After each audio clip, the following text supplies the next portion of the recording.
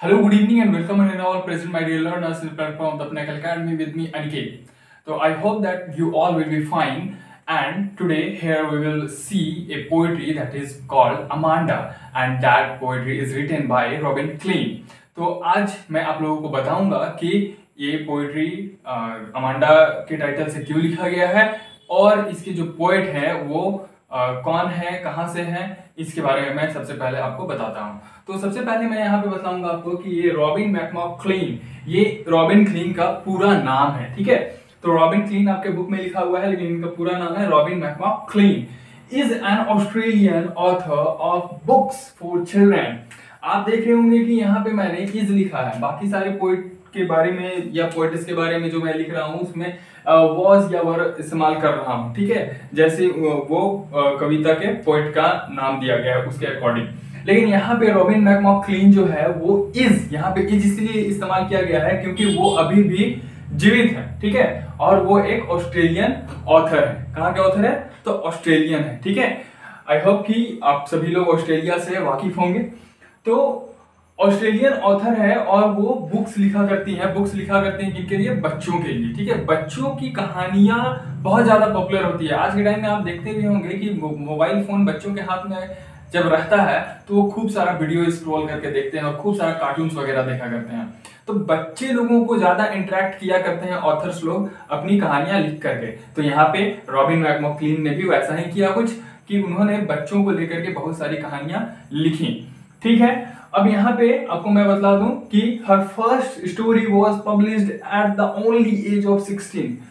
मात्र 16 वर्ष की इस छोटी से आयु में इनकी पहली वर्क पब्लिश हो चुकी थी। मात्र 16 वर्ष की उम्र में। अब 16 वर्ष की उम्र में हम सोच ही सकते हैं, समझ ही सकते हैं कि हम कितने नादान होते हैं। ठीक है, और उस वक्त हमारे सोचने समझने की क्षमता क्या होती है ये हम सभी अच्छे तरीके से जानते हैं और वाकिफ है इस चीज से। लेकिन इनकी पहली वर्क सबसे पहले 16 वर्ष के उम्र में ही पब्लिश हो चुकी थी। ठीक है, अब आई थिंक कि आप सभी लोग, आप में से कोई ऐसे भी होंगे जो 16 वर्ष के उम्र में आज 10 क्लास में होंगे और मेरी इस वीडियो को देखेंगे। तो कोई बात नहीं, आगे हम लोग देखते हैं। जो हमारी पोएटेस है उनका जो जन्म है वो 28 फरवरी 1936। डेट भी देखिए आप कितनी, मतलब कि यहाँ पे अमेजिंग डेट है। 28 फरवरी 1936 को केम्पसी, न्यू साउथ वेल्स, ऑस्ट्रेलिया में इनका जन्म होता है और ये अभी भी जीवित हैं। और मैं बोलूं तो ये कहानियां अभी लिखा नहीं कर रही हैं। ठीक है, क्योंकि बिकॉज ऑफ द कि उनका बॉडी थोड़ा सा वर्क नहीं कर रहा है, बॉडी थोड़ा सा एक तरीके से बोला जाए तो पैरालाइज्ड टाइप सा हो गया है। ठीक है, तो इसीलिए वो अब के टाइम में नहीं लिख रही हैं, लेकिन अभी भी वो जीवित हैं। एक चीज और मैं आप लोगों को बता दूं कि वो जो जॉनरा, जिस जॉनरा में लिखा करती थी वो जॉनरा है आपका यहाँ पे चिल्ड्रन स्टोरी, यानी कि बच्चों को लेकर के बहुत सारी कहानियां लिखा करती थी जिससे कि वो फेमस हुई और इनके बारे में लोग जानते हैं। दूसरा, यंग एडल्ट फिक्शन। तो आज के टाइम में बच्चे और एडल्ट पर्सन, यही दो ऐसे लोग हैं जो खास तौर पर इंटरनेट का ज्यादा इस्तेमाल करते हैं, बुक्स वगैरह, लव स्टोरीज वगैरह पढ़ने का और देखने का ज्यादा इस्तेमाल करते हैं। ठीक है, तो इनको अट्रैक्ट अगर कर लिए, एडल्ट्स को और चिल्ड्रंस को अट्रैक्ट कर लिए, तो हमारे व्यूअर्स, हमारे जो भी रीडर्स हैं वो बढ़ जाएंगे। तो इसीलिए खास तौर पर ये लोग कहानियां लिखा करते थे और अट्रैक्ट करने के लिए नहीं बल्कि लोगों के बारे में बताने के लिए, जानने के लिए ये सब चीज लिखा जाता था। और यंग फिक्शन, अडल्ट फिक्शन लिखा जाता था। ठीक है, यंग अडल्ट फिक्शन यानी कि एक तरीके से बोला जाए तो युवावस्था वाले लड़कों लड़कियों के लिए भी कहानियां वो लिखा करती थी, साथ ही साथ बच्चों के लिए भी कहानियां वो लिखा करती थी। तो आई होप कि ये आप सभी लोग नोट डाउन कर लिए होंगे। अब आइए हम लोग पोएट्री देखते हैं। So now let we discuss from the stanza number 1 about Amanda. अब देखिए यहाँ पे आपको 3 कैरेक्टर देखने को मिलेगा। पहला कैरेक्टर आपको यहाँ पे जो पोएट्री का आपका टाइटल है, ठीक है, अमांडा। दूसरा कैरेक्टर अमांडा की माँ, और तीसरा कैरेक्टर आपको देखने को मिलेगा रपुंजल। मैं आप लोगों को बता देना चाहूंगा कि इस पूरे के पूरे पोएट्री में आपको 4 स्टांजा देखने को मिलेंगे और इन 4 स्टांजा में से फर्स्ट के 3 स्टांजा में आपको कुछ इस तरीके से ब्रैकेट में लिखा हुआ लाइंस नजर आएगा, जो मैंने ब्लू कलर से यहाँ पे ब्लू पेन से लिखा है। ठीक है, अब यहाँ पे आपको एग्जाम में सवाल ये पूछा जाता है कि कौन सा स्टांजा है जो अमांडा ने बोला है और कौन सा स्टांजा है जो अमांडा की माँ ने बोला है।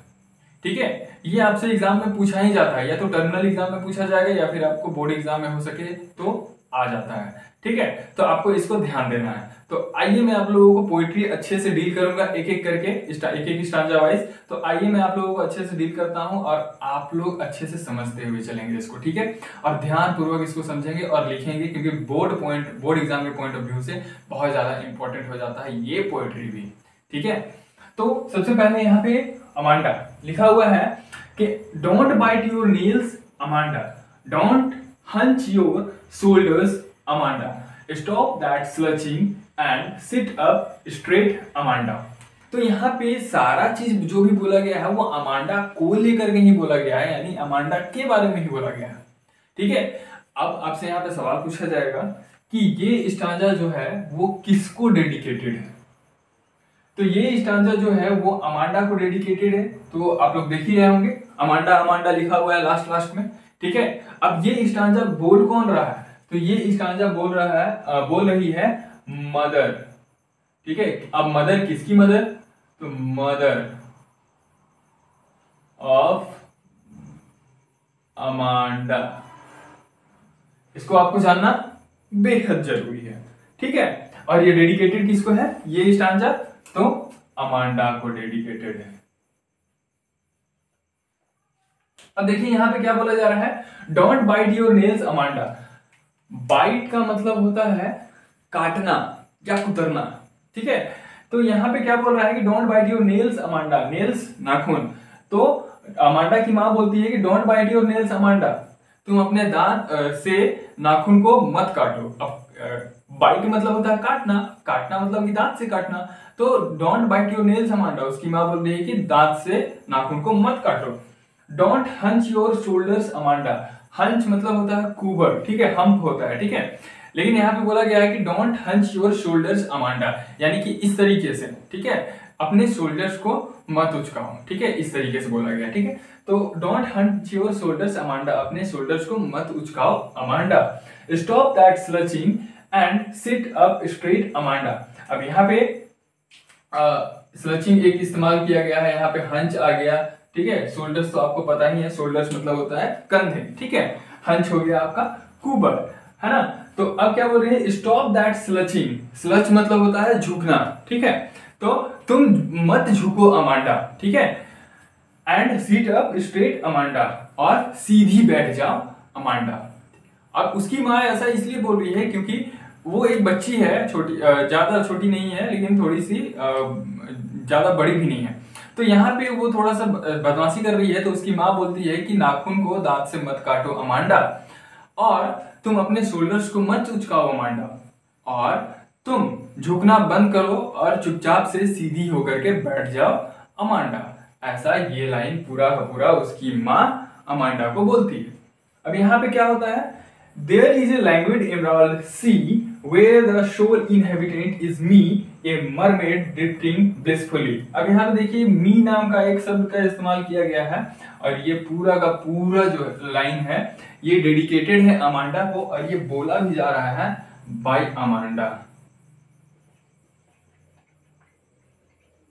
ठीक है, ये अमांडा अपने लिए बोल रही है ना।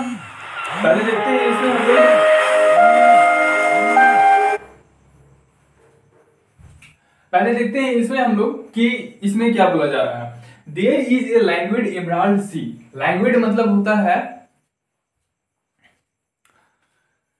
तो यहाँ पे लैंग्वेज एमराल्ड सी का मतलब क्या होता है, लैंग्वेज मतलब होता है शांत। ठीक है, हम शांत बोलेंगे क्योंकि समुद्र के बारे में यहाँ पे बात की जा रही है। ठीक है, शांत। इमराल्ड मतलब होता है हरा, ग्रीन। ठीक है, और सी मतलब होता है समुद्र। तो there is a language emerald sea, language emerald sea मतलब कि वहां पे एक शांत और हरा समुद्र है। Where the sole inhabitant is me, sole मतलब अकेले से बात हो रहा है। ठीक है, सोलली यानी कि मैं अकेले। इनहेबिटेंट का मतलब होता है कि जहां पे लोग रहा करते हैं। ठीक है, जैसे हम लोग गांव में रहते हैं, बस्ती में रहते हैं, गलियों में रहते हैं। ठीक है। उसी तरीके से जहां पे इंसान रहा करते हैं, जहां पे इंसानों का बस्ती होता है, उसको हम इनहेबिटेंट एरिया बोलते हैं। तो बोला जा रहा है कि there is a language emerald sea, वहां पे एक शांत और हरा समुद्र है, where the sole inhabitant is me, जहां पे केवल मैं अकेले रहती हूँ। ए मरमेड, मरमेड मतलब होता है जल परी। परियों के बारे में आप लोग सुने होंगे, पढ़े भी होंगे, देखे भी होंगे, बहुत सारी कविताएं।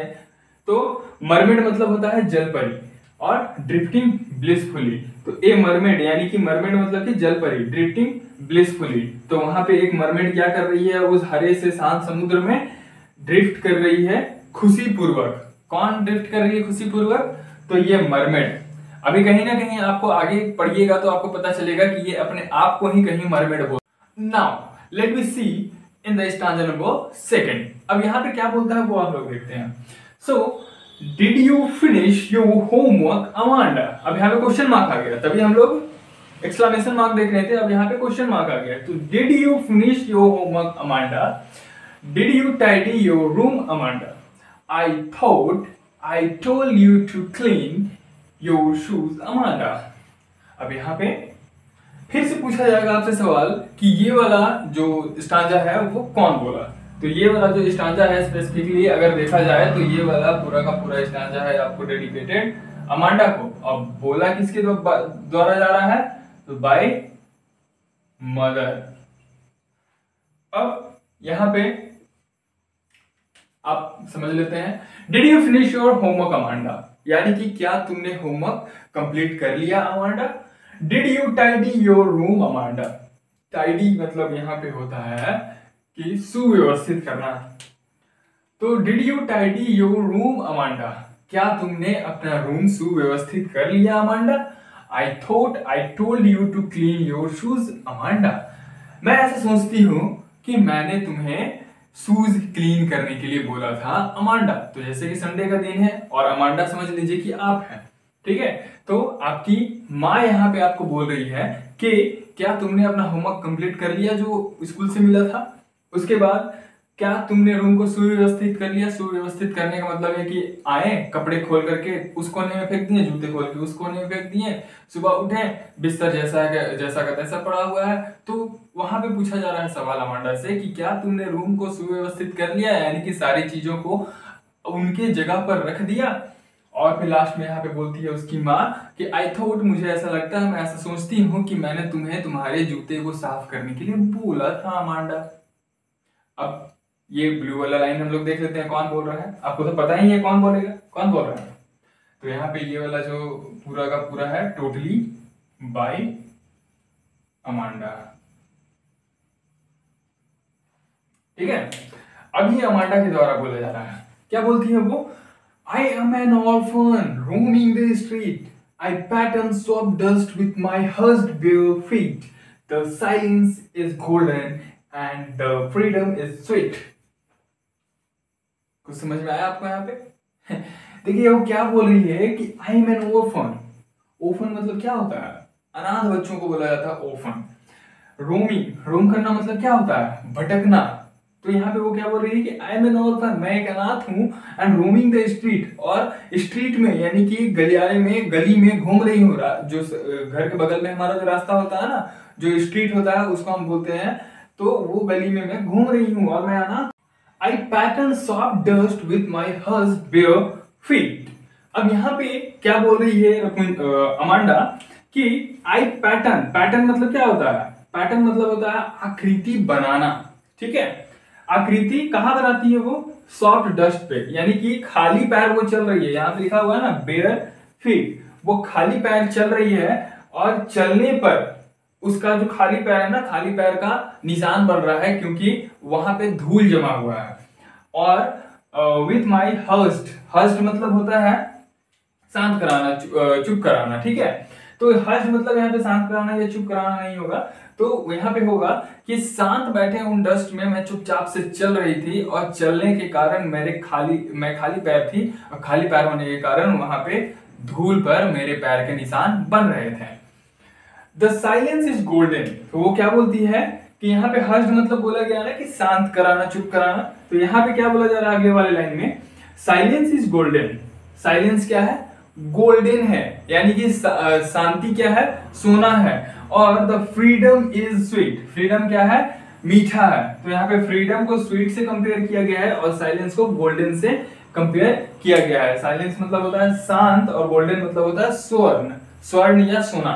तो साइलेंस क्या है, गोल्डन है, और फ्रीडम क्या है, मीठा है। तो ये वाला जो लाइन है, ये वाला जो स्टांजा है वो बोला जा रहा है बाय अमांडा, और ये वाला जो स्टांजा है वो बोला जा रहा है bye her mother. This is stanza number 3। And आइए हम लोग देखते हैं इसमें क्या लिखा हुआ है। Don't eat that chocolate Amanda, remember your acne Amanda, will you please look at me when I am speaking to you Amanda. अब यहाँ पे फिर से वही सवाल कि ये वाला स्टांजा कौन बोल रहा है, तो ये वाला स्टांजा है बाय मदर। और दोबारा आपसे पूछा जाएगा कि ये वाला स्टांजा किसके द्वारा बोला जा रहा है, तो ये वाला स्टांजा वही आएगा बाय अमांडा। अब ये मदर किसकी है, तो ये मदर अमांडा की है, ठीक है। और ये अमांडा कौन है, अमांडा अपनी मम्मी की एक बेटी है, ठीक है। चलिए कोई बात नहीं, हम लोग इसमें आगे आते हैं। देखते हैं यहाँ पे बोला जा रहा है don't eat that chocolate Amanda, यानी कि तुम वो चॉकलेट मत खाओ Amanda. Remember your acne Amanda, तो एक्नी मतलब होता है यहाँ पे, पता है आप सभी को, एक्नी, एक्नी मतलब होता है फुंसी, मुहांसे, ठीक है।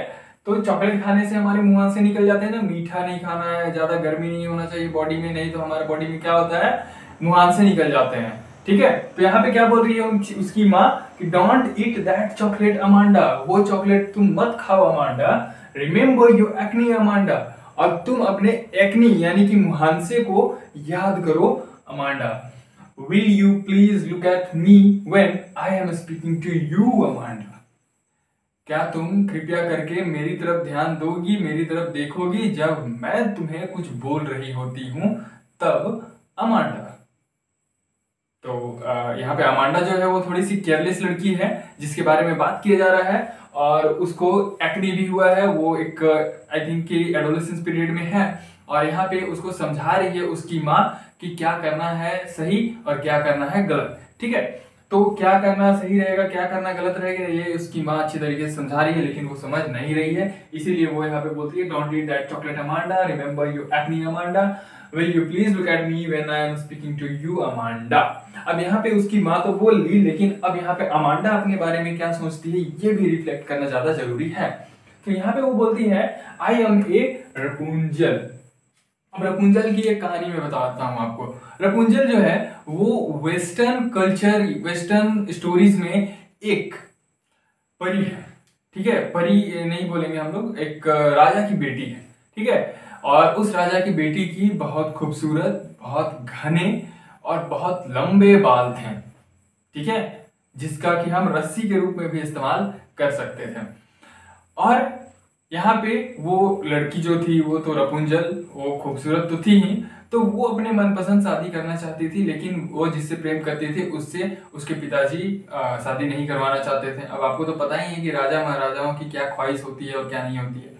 तो यहाँ पे रपुंजल को एक टावर में कैद करा दिया जाता है, और वो लंबा टावर होता है, शांत होता है, चारों तरफ से केवल पेड़ पौधे होते हैं, जंगल के जैसा, ठीक है, एक टावर के जैसा, जैसे मोबाइल टावर होता है ना, कुछ उस तरीके से। लाइट हाउस अगर आप लोग देखे होंगे तो उसका एग्जांपल ज्यादा बेटर होगा। तो लाइट हाउस के जैसा एक टावर होता है, और वहां पे उसको कैद करा दिया जाता है, और उसको हर चीज की पूर्ति कराई जाती है, लेकिन वहां से उसको बाहर नहीं निकलने दिया जाता है। अब यहाँ पे क्या होता है कि वो अपने घने लंबे खूबसूरत काले सुनहरे बालों को बाहर झाड़ने के लिए निकालती है, तो पूरे टावर से नीचे जमीन तक लटक जाता है, ठीक है, जमीन तक सड़ जाता है, इतना लंबा उसका बाल और इतना घना बाल होता है।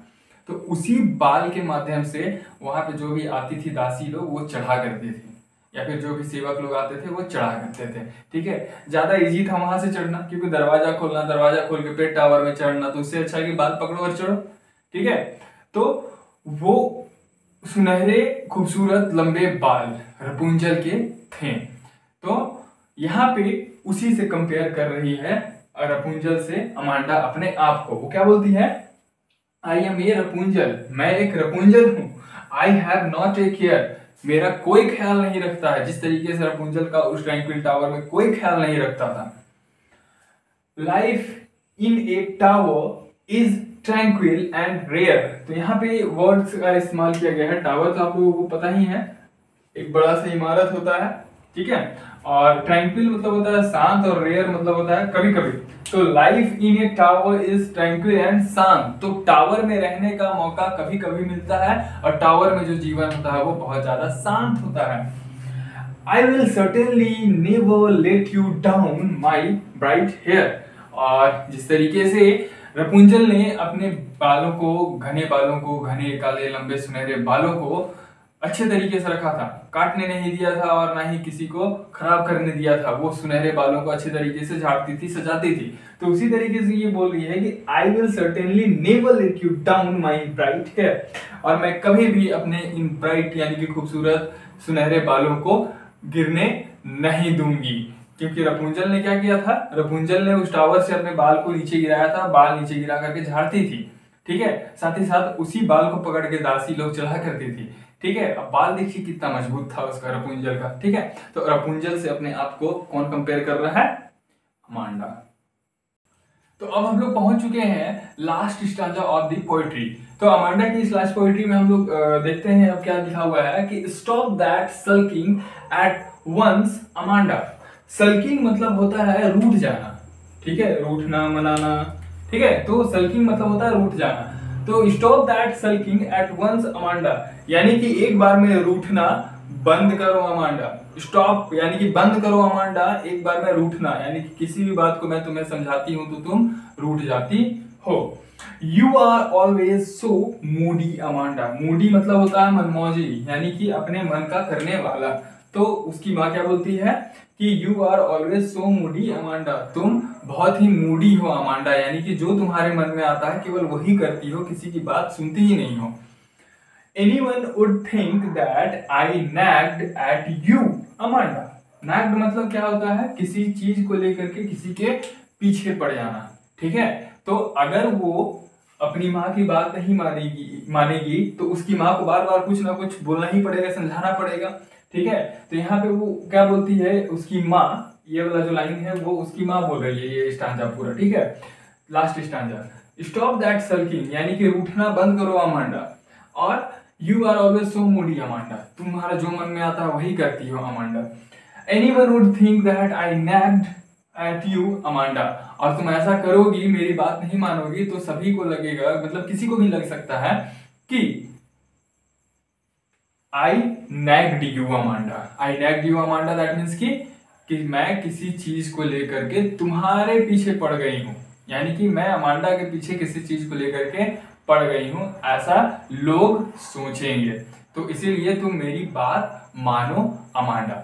आई होप कि आप लोगों को ये पोएट्री समझ में आई हो अच्छी तरीके से, और मैं चाहूंगा कि आप लोगों को जो भी मैंने यहाँ पे इंपॉर्टेंट चीजें बताई वो आप लोग कॉपी में नोट डाउन कर लेंगे। और सबसे मेन यहाँ पे एक और चीज कि ये वाला जो लाइन बोला गया है, ये वाला जो पूरा का पूरा स्टांजा वो बाई मदर है, और मैंने मदर के बारे में बताया कि ये मदर अमांडा की माँ, ठीक है। और मैंने आपको इसमें रपुंजल की भी कहानी बताई। सो आई होप कि you like my this video. So thank you and best of luck to all my dear learners.